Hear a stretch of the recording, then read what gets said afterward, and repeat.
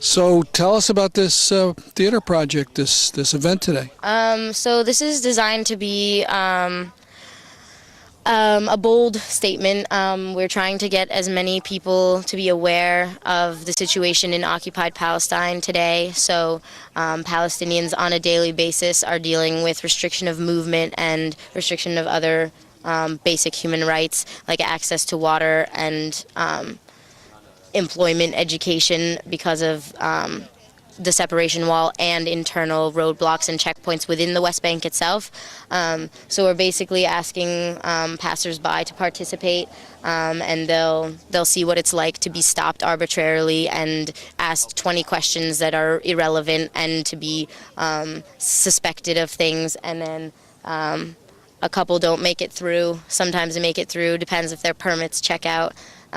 So that's the idea. We just want to make campus aware of what's going on. And also, we think it's very important to, if you take a look at one of the flyers a little bit later, the U.S.'s involvement in maintaining this occupation. So the U.S. is giving billions of dollars a year in technology and other sorts of funding, which allow these really inhumane structures to be built and to be manned by Israeli soldiers or womaned by Israeli soldiers. And when you say we, is there an organization? Yeah, this is informally run by Wesleyan Students for Justice in Palestine, which is basically just, I don't know, it's not a very organized group really. It's mostly a bunch of students who are politically aware and socially conscious and want to spread the word about this.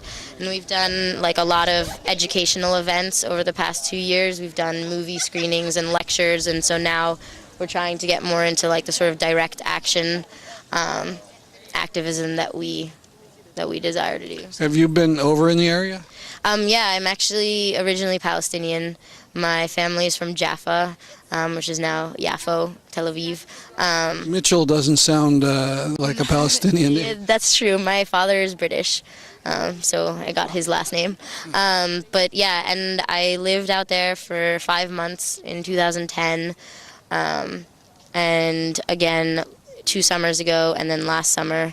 So all of this questioning and the checkpoint itself are taken from personal experiences, either myself or friends who have. When you say out there specifically, where were you in the West Bank? In the West Bank mostly. I also went to Jerusalem a few days a week, but mostly traveling between Bethlehem and Ramallah. And if you've traveled there, I suppose there are various checkpoints, especially Kalandia is one of the bad ones between Ramallah and Jerusalem.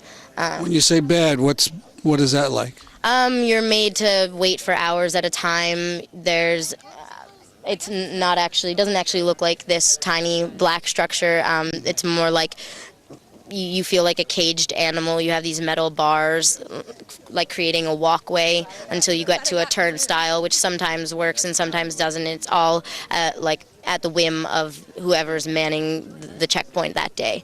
And often people are denied, especially with the new regulations about who can be in Jerusalem and who can't. You need a permit.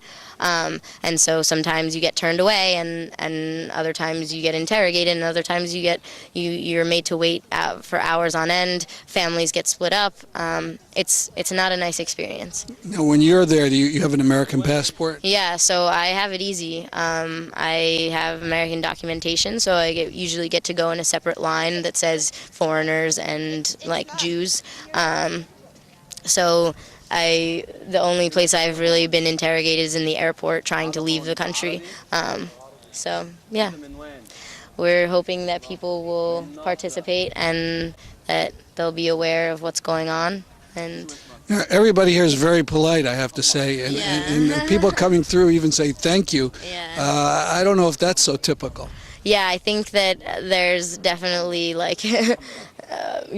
think people are not ready to get totally into the roles. Sometimes with people that I know that are coming through, I'm extra rude. But yeah, I think even if there is politeness, you get the idea. It's harassment, it's humiliation. You don't understand why you're being stopped. in real life it's not this pleasant at all. Thank you very much. Thank you.